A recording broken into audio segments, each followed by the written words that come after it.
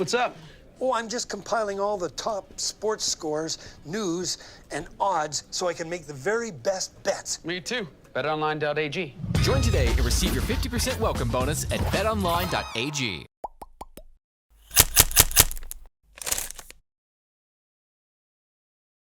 Last season, the Celtics couldn't quite find a way to get it done on the road in the playoffs. And so now the Boston Celtics are heading to Indiana with a 2-0 series lead over the Pacers, a team that they should realistically sweep.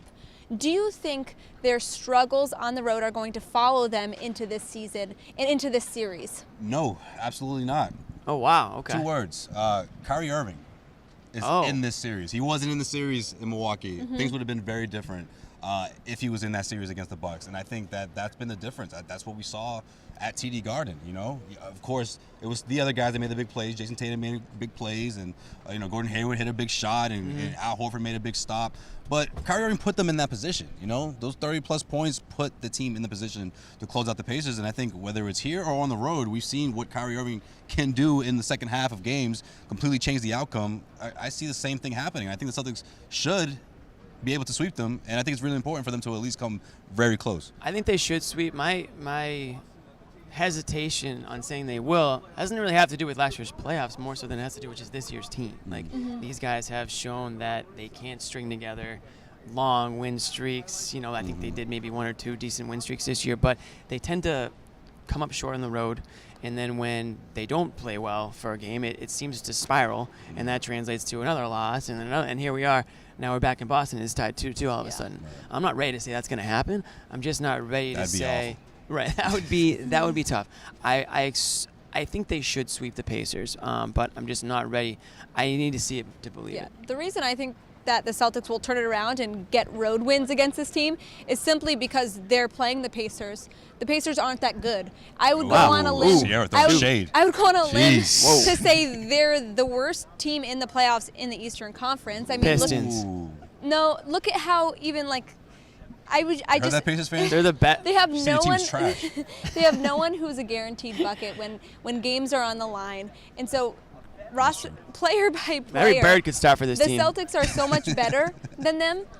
He might actually. That I think this is actually the perfect team to be able to get a win on the road, to prove to yourselves that you can do it in someone else's arena, and then go face a better team in the Milwaukee Bucks with a little bit of confidence. Yeah, I think it's very important. I mean, we talked about that Sunday. You know, you have that momentum, you have that energy heading towards a team like the Milwaukee Bucks, and I think for 2 guys in particular. Look at you guys talking about the Bucks already, man. I know, right? And I try so hard not to mention them, but here they are.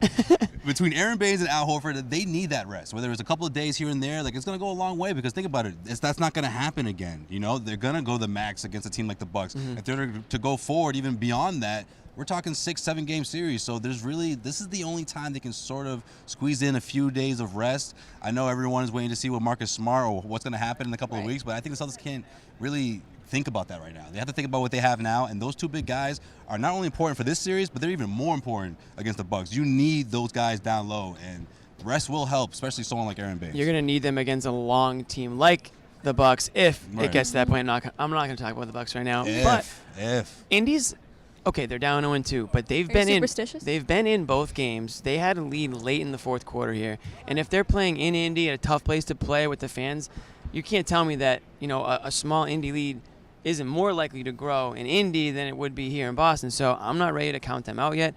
That being said, the Celtics should kill them.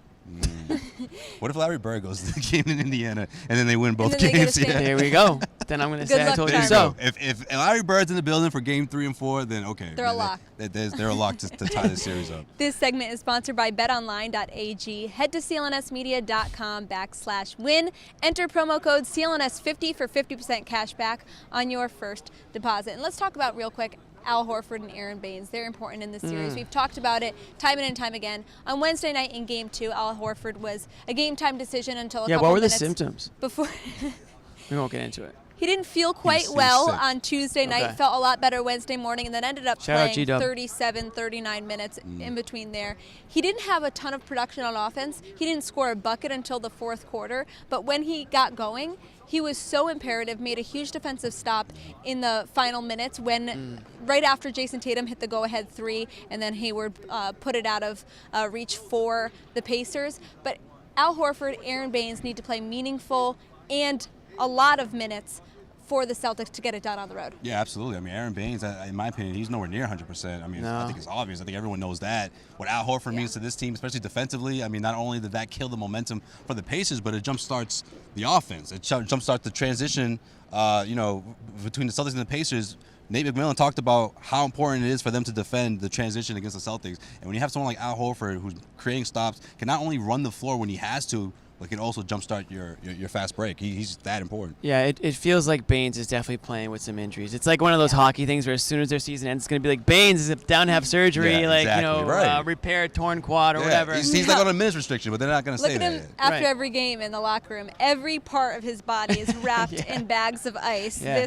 The size of his head. It's like but he's he feels struggling. no pain though. That's the thing though. He's just, well, that's when you're from Australia. That's just part of it. Yeah, you it's just don't part feel of pain. It's part of life. No, to be serious for a second, yeah, those guys are massive for them. I mean, Al Horford, it says a lot about the type of player he is to play through whatever he was going through.